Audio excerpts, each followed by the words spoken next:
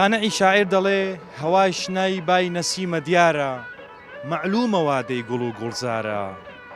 پیرەمێردی شاعریش شعرێکی گەلێ جوان دەنووسێ و حەسەن زیرەکی دەنگ بولبول ئاسا دەسریچێنێ و بە گۆرانی پێمان دەڵێ ئەم ڕۆژی ساڵی تازەیە نەورۆزە هاتەوە، جێژنێکی کۆنی کووردە و بەخۆشی و بەهاتەوە. ئێمەش هەر کە گوێمان لەو گۆرانیە دەبێ ڕێک ئێوارەکەی 23 ڕۆژێک بەر لە جەژنی نەورۆز قنج قنج خۆمان دەگۆڕین و دەیکەین بە شایی و لۆغان،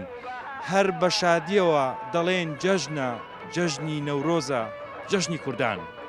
خۆشەویستان، تەوەری ئەم جارەمان لەسەر نەورۆزە. نەورۆز یەکەمین ڕۆژی ساڵی کوردیە. لەو کاتەدا زستان ماڵاواییمان لێ دەکات و بە سەڵەکی سەرما و بەفری زستان دەتوێتەوە و ڕۆژێکی نوێ سەر هەڵدەدات.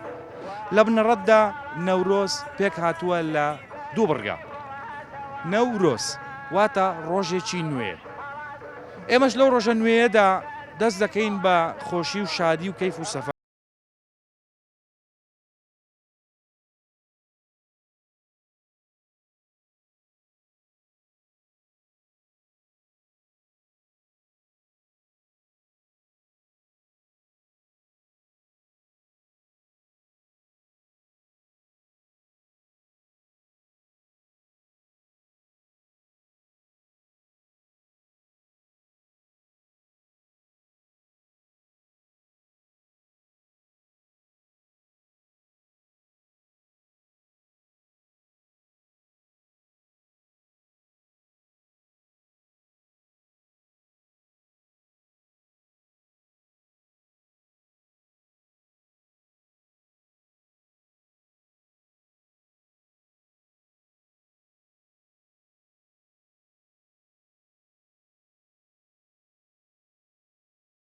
ڕەمزێکی کوردیە پێویستە لەسەر هەموو کەسێک کە ئەو ڕۆژە بە پیرۆز بزانێتن. ئەمە کوردین دەبی بەو جلکەوە خۆمان بسەلمێنین. بەڕاستی ڕۆژێکی زۆر پیرۆزە نەورۆز، یعنی هەستێکی خۆشت دەداتێ، خاستن کە ئەو دەنگەی جۆم لێ دەبێ. حەسەن زیرەک بابەتەکەم لەسەر نەورۆزە، لەسەر جەژنی نەورۆز و لەم ڕۆژەدا قسەیەکت هەیە لەسەر نەورۆز. لە جەژنی نەورۆزدا چپیامە کتێ بۆ ئەوانەی کە مەسەرەن گەشت دەکەن دەچنە دەرەوە. یەکەم جار پەیرۆزبایی دەکەم بۆ هەموو کوردستان ینی بۆ ساڵی نەورۆز. نامەی من بۆ ئەوان کە ئەم جژنە دەبی نوێ بکریت، یعنی هەموو ساڵێک یاد بکەین، چونکە ئەو جژنەی کوردانە جلکی کەنتوری خۆمان لەبەرەکەین، بچنە سەیران، گۆرانی کوردی دادەنین. اینجا نەسیحەتی من بۆ هەموو کەسان بە جێگاتی ئەوەی کە دار ببرن دار بچینن، بە جێگاتی ئەوەی کە پێشایەتی بکەن لەسەر چیاکان بۆ کاتی سەیران، ئەو شوێنانە پاک و خاوین با بمێنێت و دەبی ئەو ڕۆژانە قەت لە بیرمان نەچێت و نوێ بکەین بۆ ئەوەی کە کوردستان هەر لە بێرێ هەموو جەهانیەکان ببینێت. قسێک هەیە لەسەر ئەوانەی کە تەنیا لە جەژنی نەورۆز جلی کوردی لەبەر دەکەن. هیچ کۆمنتم نییە، یعنی ئەوانە حڕم بەس باشتر بێت زوو جلکی کوردی لەبەر بکەن، چونکە ئەوە کەنتۆری خۆمان دەبی نەمرێت، لە مێشکی هیچ کەس نەمرێت، دەبی بە هەموو دنیا بڵین ئەوە جلکی خۆمان جلکی کوردیە، لەبەر ئەوەی کە ناکرێت بەس نەوروز لەبەر بکەین، یعنی ساڵی 2-3 ڕۆژ. تو خۆت چەند جلی کوردیت هەیە؟ بەگشتی لە چ کاتێک زۆر لەبەری دەکەین؟ جمعان لەبەری ئەەکەم، بوو شایی بووم وەکو ئەمڕۆ یادی ئەوەی جلکی کوردیە، هەر زۆرم هەیە زۆر. تۆکو کەسایەتیی دیاری سوۆسیال میدیا تا چەند وات کردووە کە جلی کوردی بە دنیاش بناسیێنی، بە دەرەوەش بناسیێنی؟ ئەمن طبعاً زوو جلکی کوردی لەبەرەکەم و هەندێک جار دەستکاریش دەکەم بۆ ئەوەی کە ببیتە جلکی کۆن کوردی لەگەڵ مۆدرن، تازە شتێکی تازە ڕەنگەکان دەگۆڕم. زۆر بەرادرم لوبنانی و ئەوروپایی ئەڵن ئەوەی چییە، پێیان ئەڵێم ئەوە جلکی خۆمان، کەنتوری خۆمان، هەر دەبی لە یادمان نەچێت. قسەیەکت هەیە لەسەر جلی کوردی لەسەر جەژنی نەورۆز؟ جلی کوردی زلەکی جوانە، زلەکی ڕەسەنایەتی باو باپیرانە، ئەو جلە دەبی هەردەم بە بەرز ڕابژیرێت، ئەوەش ڕەسەنایەتی باو باپیرانمانە. ئەمە کوردین دەبی بەو جلکەوە خۆمان بسەلمێنین، زلکەکی جوانە و بەرەبەری نەورۆز جوان نزیک دەبینەوە و ڕۆژێکی مێژوویە و نەورۆزی کوردانە و ئینشاڵڵا دەبێتە مای خێر و خۆشی لە بۆ میلەتی کورد. جلەکەت جلێکی کوردەواری زۆر جوان و ڕێکوپێکە بەڵام لە ئێستادا دەبینین گەنجەکانمان ینی بە شێوەیەکی زۆر کەم ئەو جۆرە دلانە دەپۆشن ئەوە پستەکە تایبەتە بە میلەتی کوردوانیە ئێمە تا چەند وامان کردووە یاخود تا چەند گرینگە وا بکەین گەنجەکانی ئێستاشمان هەمان کەلتوری باب و باپیرانی کۆنمان دووبارە بکەنەوە بەخۆی دەگەر تۆ سەر ینی خەڵکی ئێستاکە شەرم دەکا پێی جوانە بەس گەنج هەیە پێی شەرمە بەو جلکەی بێتە دەرەوە بەڕاستی دەبی وە بکەن ئەو جلکە لێ نەگەڕن ون بیت بزر بیت ئەمە ژووکی دەوڵەتان دەبی شانازی پێوە بکەین بەڕاستی ئێستا ئەو دەوڵەتانە دەبینین فولکلۆر و کوردی خۆیان بەرز ڕدەگرن لە ڕۆژێکی پیرۆزی وەکو ئەو ڕۆژی یادی کوردیە دەبی بەرز ڕای بژێ بەڕاستی دەبی نابی بفۆتێت ئێستا من ئەو جلم لەوەدایە ئەو جلە هەورەمانیە یعنی کولتورەکەی هەورەمانیە هەر جێک و تایبەتمەندێکی خۆی هەیە ئێستا خۆشناوەتی هەیە دزایەتی هەیە سوورچی هەیە یعنی ئینسان شانازی پێوە دەکە ئەمەشکە کوردین بەڕاستی دەبی شانازی بەو فولکلۆر و کوردەواری خۆمان بکەین ئەمەر ئەگەر نیشتیمانی خۆمان خۆش بێ بەڕاستی دەبی ئەو جلکوبەرەکەشمان خۆش بێت لەبیر نەکەین ئەو ڕسەنایەتە لێ نەگەڕین بمریت زیندیکەینەوە کاریگەریت نەبووە لەسەر ئەوانەی کە دەوروبەرت ئەو جلا مەسەلاً باو بکرێتەوە و هەمیشە لەبەر بکرێت کاریگەری چوات هەبووە بەخوای زۆربەی لە کەناڵەکان کە بەرنامەم لەگەر ساز دەکەن دایم باسی فولکلۆر و کوردەواری خۆمان دەکەین باسی نیشتیمانی خۆمان دەکەین ئینسان دەبی نیشتیمانی خۆی خۆش بێ ئەگەر خۆشی ویست دەبی ئەو جلگوبەرگەشی خۆش بێ بەڕاستی شانازی پێوە دەکەم من هەردەم بۆ جلگوبەرگەی یعنی وانەکەین تەنیا لە نەورۆز و لە مناسەبەکان لەبەری بکەین و بیپۆشی لەسەر نەورۆز قسەیەک تێ ئەگەر بە کورتی بی بەخوای مەسەلە ئەوە ئەمن هەموو دەمیانی ئەو جلگوبەرگە شەر نییە تو ئیلا نەورۆز بیت و ئەو جلگوبەرگە هەموو دەم جوانە هەموو دەم ڕسەنایەتی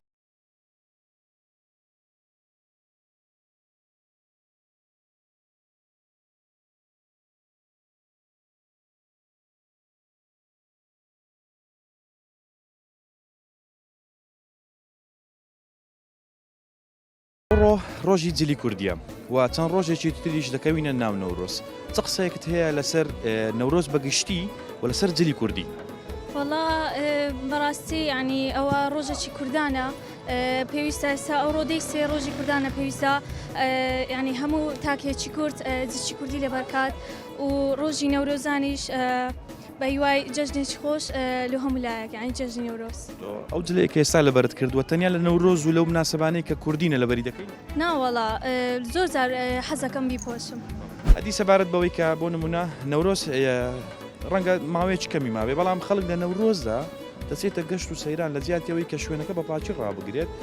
دار دەبڕێتەوە و ژنگی ئەو شوێنە ناشیرن دەکات چ قسەیەک تێ لەسەر ئەو کەسانە تۆ خۆت لە کامەیانی طبعا دەبی شوێنەکە پاک ڕابگرین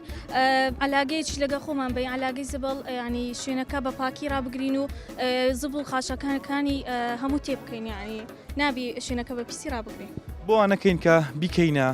عادەتێک و بەردەوام بین لەسەرەوەی کە لە نەورۆزان لە زیاتیەوەی کە دار بسووتێنین و دار ببڕینەوە هەر کاتێک کە چوینە گەشت و سەیران چەندارێک لەگەڵ خۆمان ببین و لە شوێنە گەشتیاریەکاندا بیچێنین ڕاستە طبعا دەبێت ئەو شتا ینی هەر تاکێک ینی بیکاتن بابەتەکەم لەسەر ڕۆژی جیهانی جلی کوردی و جلی کوردی بەگشتی و لەسەر جشتی نەورۆزی کوردانە چ قسەیەکت هەیە لەسەر ئەو دوو بابەتە وڵی وەکو یەکەم ڕۆژی جلی کوردی ڕۆژێکی زۆر پیرۆزە بەڵام ئێستا خەڵکی کوردستان بە تایبەتی نازانی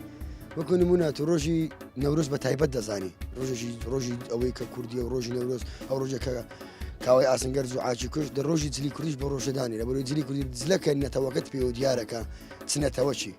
لە هەر وڵاتێک دەچی بڕۆ هەر وڵاتێک چنەتەوەیەکەی بە قیمەتنیشتە لەکنەما مناقەشە دەستەکرێت نمونە تازە منە ناخۆدانم دەخوار بەیانی جلە کوردەکەی خۆم لەبەبوو زۆر جوانە شتەشی گەنجێک دێتە من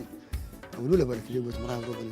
ڕۆژی جلی کوردی وت کوردمایە وتمەتم کەسێکی لە وڵاتی خۆت تەماشامەکە ئەگەر تو کوردبی دەبی کورد پەروەربی بەڵام ئەتو کوردنی لێ خۆت بە کوردانانەی عربك تماشى دقي شانازي بتشافي عقالة كده كتير كردي هزار قاتل دقي مزواتي اللي شانازي بيوناكي زلي كردي اشتكى رمزي كرد وكردواريا ناس نامي كردا اجا كرد زلي كردي برمز خوينا زاني بكرد اسامنيا خو بزمانيه بزلا اورو بروي شتێکی زۆر جوانت باس کرد دەڵێ بە زمان نییە بەجلا ئێستا ئێمە ئەگەر کەسێکی بێگانە بێتە ئێرە بۆ نمونە نازانی ئەمە لە بەروی قسەمان نەکردی جارە نازانی ئەمە چنەتەوەیەچین دەزانی ئەوە یەکوانە کوردستانە بەڵام ئەگەر جلە کوردیەکەمان لەبەر بێت یعنی یەکسەر دیارەکە ئێمە کوردین لەبەرەوەی جلی کوردی ناسنامەی کوردایەتە و سەبارەت بە دوکانەکەت دەمێ پرسیار بکەم دوکانەکەت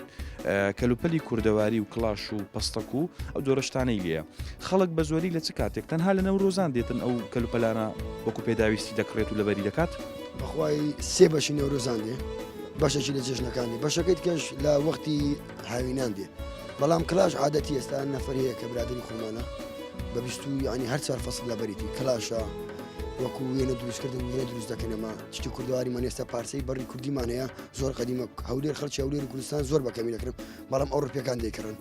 کلاش پەڕۆین کوردەواری خۆمانە کورد دەیکردی ئێستا ویلاتی ئەوروپی دەیکردی عەرەب دەیکردی تورک دەیکردی فارس دەیکردی کوشتەکە ینی بووە باو لەناو خەڵک سەوخە ئەوروپیمانەیە برادرمانە لە ئەمریکایەتە ماشەڵڵا پێ چلوهشتا تایبەت داوا دەکاتم چلوهشتی بنێمێ زاریوات هەبوو نەکە دەرێ کاکە بڕوا دەرەم بەڵێ دەرەوە هاتمەوە چلوهشتەکەی دەرم کاکە دوڕۆژکەوەرە بەس شتەکە دەرم لۆ لە پێی دەکەی هۆکارەکەی چێ دەڵێ شتەکە زۆر مڕیحە شتەکە پێت بوونی نایە پشتت پێی نایە شتەکە ینی مڕیحی لێ ینی شتێکی زۆر زۆر تەبیعیە و ئەوەیە وەکو پێڵای لاستیک و پێڵای ئەوە نیە لەبەی پشتەکەی بنەکەی سادەیە ڕاست و ڕاستە شتێکی زۆر تەبیعیە و شتێکی زۆر ئاساییە کە دەستنی کووردە بە شانازی و خەڵکی شانازی پێ بکات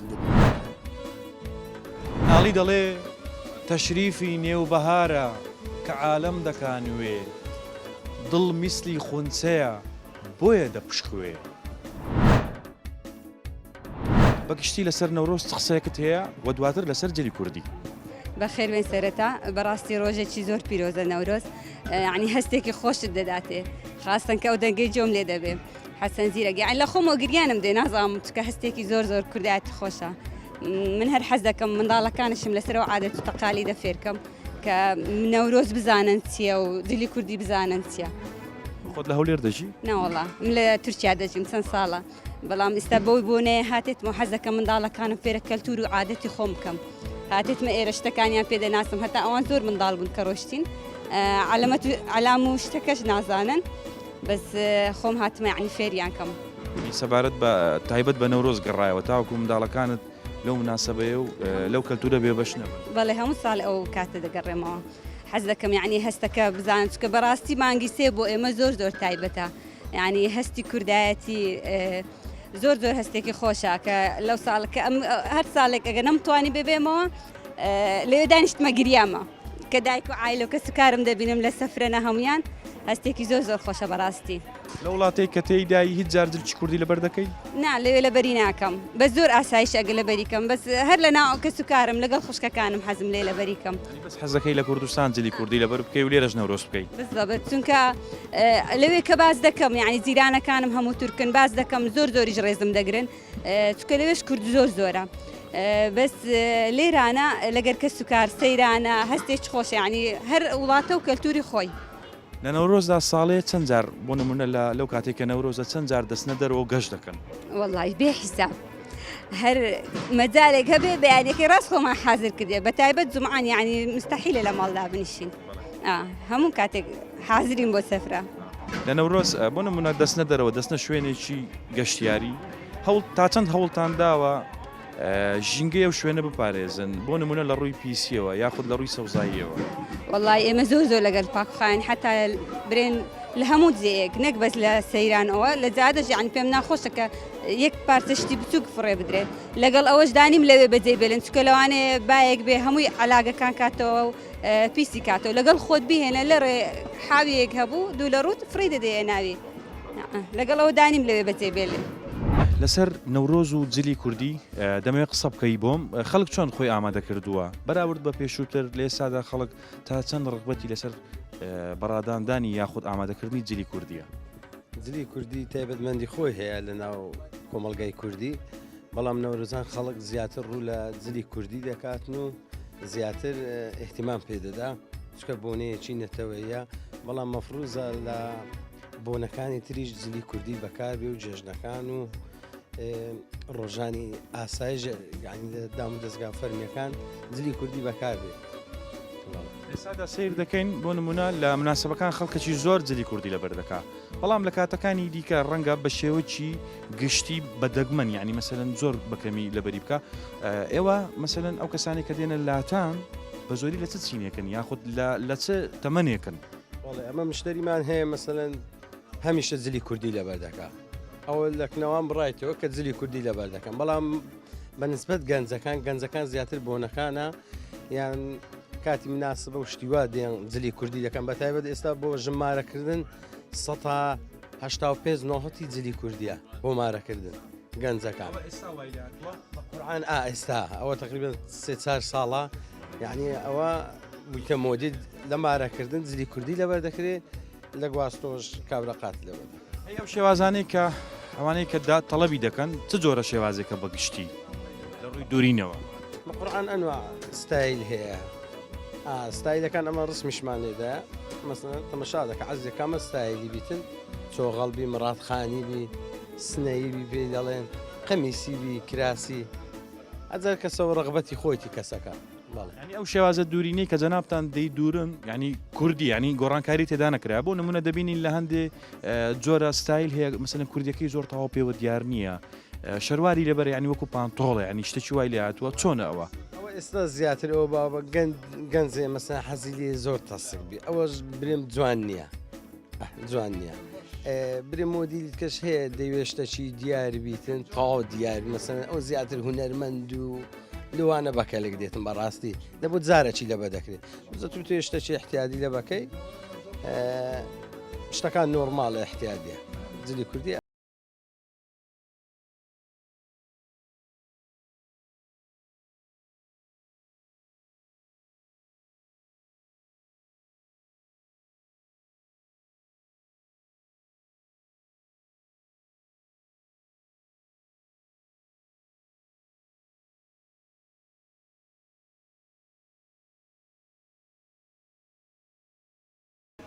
ئەو کاتت باش باشتر بەخێر بێن سەرچاو تەوەڕەکەم لەسەر نەورۆزە بەگشتی و لەسەر ڕۆژی جلی کوردی و لەسەر جلی کوردی چ قسێکت هەیە لەسەر نەورۆز دواتر لەسەر جلی کوردی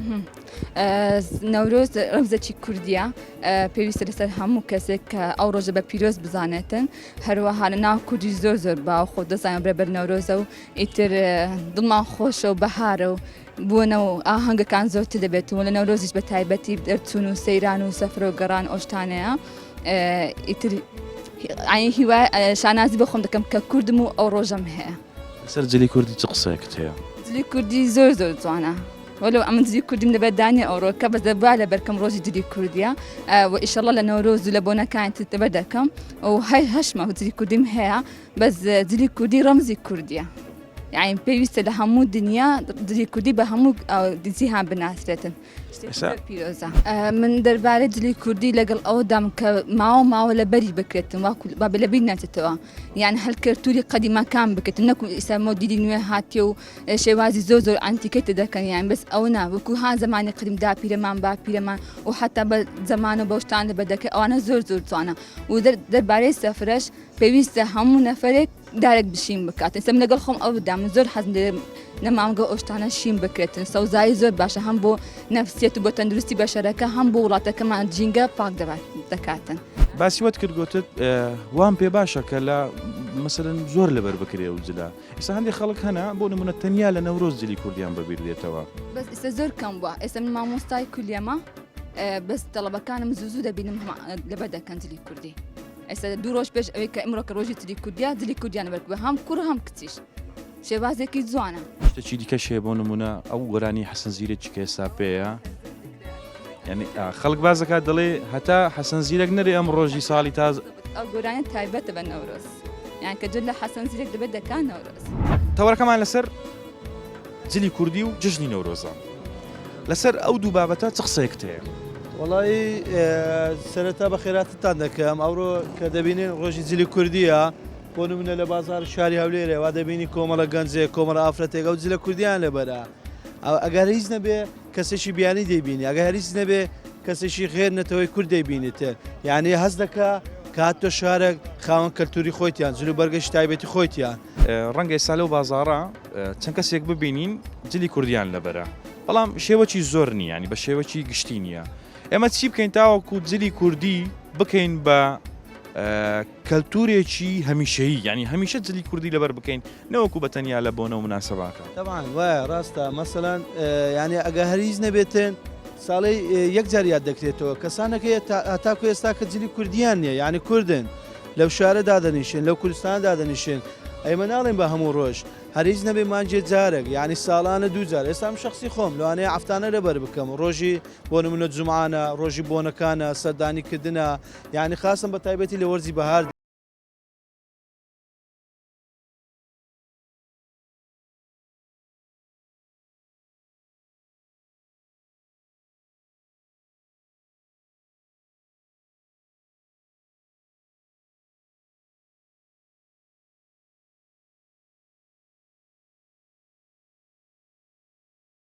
ئێمە لە نەورۆزدا چەند ڕۆژێشتر نەورۆزە و نەورۆز وا بکەین ئەو یادە چۆن بکەینەوە یعنی جیاوازتر لە ساڵانی ڕابردوو و سەبارەت بە جلی کوردی چ قسەیەکتان هەیە لەسەر ڕۆژی جلی کوردی و لەسەر جەژنی نەورۆز بەخۆی ئەو ڕۆژەی پیرۆز ینی لۆ هەموو کورد بە جدیانی زۆری ژیادی دەکەنەوە لە ناو هەموو کوردان و شتێکی زۆر جوانیشەکە بەردەوامیش هەبیتن بەس زیاتر لە ناو ئەوەی کە دەگەینە جەژنی نەورۆز زیاتر لەبەر دەکرێت بەس بەخۆی ینی ئەوەی زۆر باوە لە ناو هەموو کورد هەموو ینی ڕێزەش تایبەتی هەیە لۆ ئەو ڕۆژەی و خۆشحاڵشن لەو ڕۆژانە کە دەپۆشن جلی کوردی دەپۆشن و ئینشاڵڵە زیاتریش دەبی بتە هەموو ڕۆژەکان ئینشاڵڵە. وڵاهی سەرەتا کولتوری کوردی سەبرە بەرەو نەمان دەچیتن دەبینین کە ئەوە زۆر کاڵ بوویتەوە لە بەرکردنی جلکی کوردی بە تایبەت لە دام و دەستگاکان و لە تایبەت کردیتیانە بەس بە 10 و 21 بە هیوای ئەوەی کە بەرەو پێشتر بچی زۆرتر بۆ دام و دەستگاکان و بۆ داوامی ڕۆژانە و لەبەر بکرێ و ئیشاڵە بە بۆنەی ڕۆژی جلکی کوردیشەوە پیرۆزبای خۆماڕاستی هەموو کوردایان جیهان دەکەم ڕۆژی جلکی کوردیان لێ پیرۆز دەکەم ئیشاڵە بە هیوای نەمانی ئەو ناخۆشیە لەسەرمان و بە هیوای ژیانێکی خۆش لە هەموو کوردەکانی ئێرە و ئەوروپاش. لەسەر نەورۆز کە جەژنی نەورۆز دادێ طبعاً بێگومان کورد هەر کە مانجی بەهار دادێ دەست بە گەشت و سەیران دەکەوانە دەستێتە سەفرە بەڵام هەندێک خەڵک هەنا لەو کاتانی کە دەستنە گەشت و سەیران ینی ژینگەی ئەو شوێنەی کە تێیدا دەحەوێنەوە و کاتێکی خۆشی تێدا بەسەر دەبن بە پیسی بەجێ دەیەڵن و زۆر جار وایان کردووە کە لەو شوێنەدا داریش دەبڕنەوە لە ئێوارەکان مەسەلەن دەیسوتێنن و خواردنی پێ حازر دەکەن چ قسەیەکتان هەیە لەسەر ئەو دیاردەیە ئێمە لە جیاتی وەی کە دار ببڕینەوە دارێک بچێنین و شوێنەکە جوانتر و پاکتر ڕابگرین باشتر نییە؟ طبعا باشترە و ئەو شتەش لاوانەیە زۆر کەمیش بیتن یان باوەڕ ناکەم ئەوەندە زۆر بیتن بەس ئەوە هیوادارن ئەوەش نەمینێت کەەوە سروشتی خۆمانە هەر دەبی بیپارێزین و بە جوانی ئاگاداری بین هەر ئەرچی خۆمانە ڕوەکو کوردەك ئەو سروشتی خۆمان پارێزی ئینشاڵڵە شتانش کەم دەبیتەوە. سەبارەت بە پاک و خاوێنی بێگومان پاک و خاوێنی دەبی لە هەموو شوێنێک بکرێن نەک لە شوێنە ئەوەکان و لە شوێنە گشتیەکان بابرین لە شوێنی سەفرە و ئەوانە طبعاً پاشی ئەوەی کە سەفرە و گەڕان و خۆشی خۆیان کرد طبعاً دەبی زبرەکانیش غڕ بکەنەوە لە شوێنێکدا بنن تاکو شارەوانی بێبی باتن سروشتەشی جوانمان هەیە ینی لۆچ گوناحە پیسی بکەین و چکە لە پاشی تو لەوانەیە ئەو سارە چیتکە بچی و هەمانجێ لەوانەیە لە پاشی تو کەسە چیتکە بێتەوە ئەو جلو ینی پیسی بکەین سەرڕای ئەوەش کە ژینگەکە پیس دەبیتن چەندەها نەخۆشی دیکەی لێ دەکەیتەوە چەندەها کۆلێرا هەمان هەیە چەندەها ڤایرۆسیتکەمان هەیە کە دەبتە هۆی نەخۆشی. سەبارەت بە پاک و خاوێنەکەی وا باشترە هەر کەسە کە پاشی ئەوەی خۆی خۆشی و گەڕانی خۆی کردی لە حەلاگەکی زبڵدانێک هەیە لە هەموو سەیراگاکان زبڵدان هەیە لەناو زبڵدانەکەی بکات و بێتەوە مارێ بە پاک و خاوێن بەجیبێلی. تۆکو بەرگ دروێک لە توانەکەی خۆت ئەو ساڵ بەراورد بە ساڵان خەڵک چۆن پێشوازی لە نەورۆز و ڕۆژی جلی کوردی دەکات؟ وەڵا خەڵک هەر سەردانمان دەکاتن لە کاتی مناسبەکان بە قۆترە هەرچی لە کاتی بەهارە کە نەورۆزی بەسەدادێ گەنج زیاتر جلوبەرجی دەپۆشی ئەو ژوایان کردی ئەو جلکە بەس بیتە مناسبە ئێستا مشتری مێدر تەنها ئەو ڕۆژەی دەیسێ کە ڕۆژی جلی کوردیە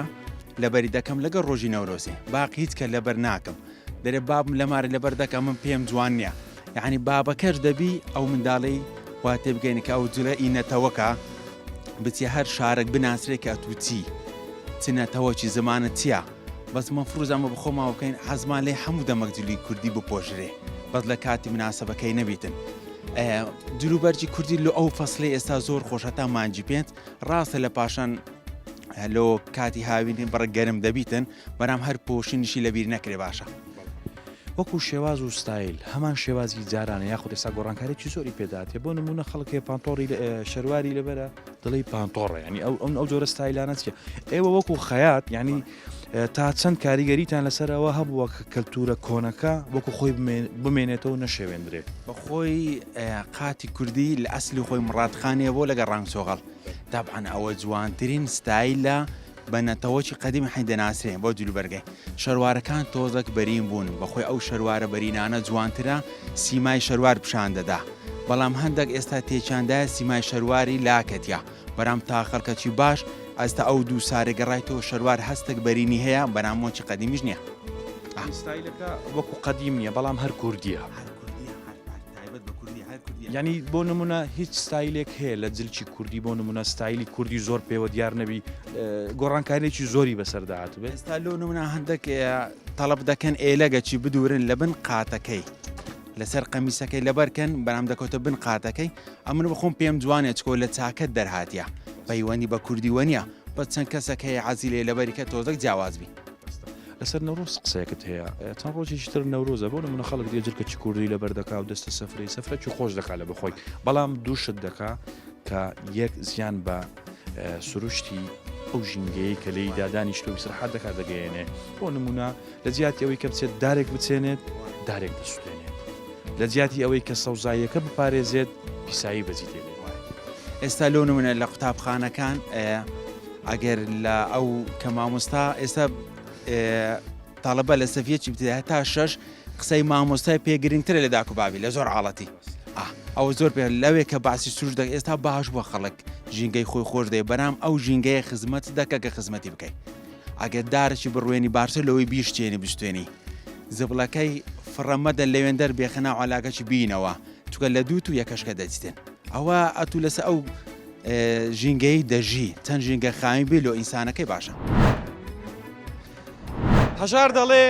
مژێنیدا بەسروە بای بەهاری وا هاتەوە جەژنی کوردەواری خۆشەویستان نەورۆستان پیرۆز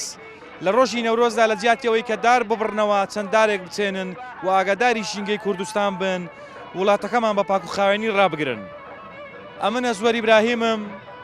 مایکی دیمەنی ئەم جارم پێشکەش کردن تا پرۆگرامێکی تر خواتان لەگەڵ نەورۆستان پیرۆز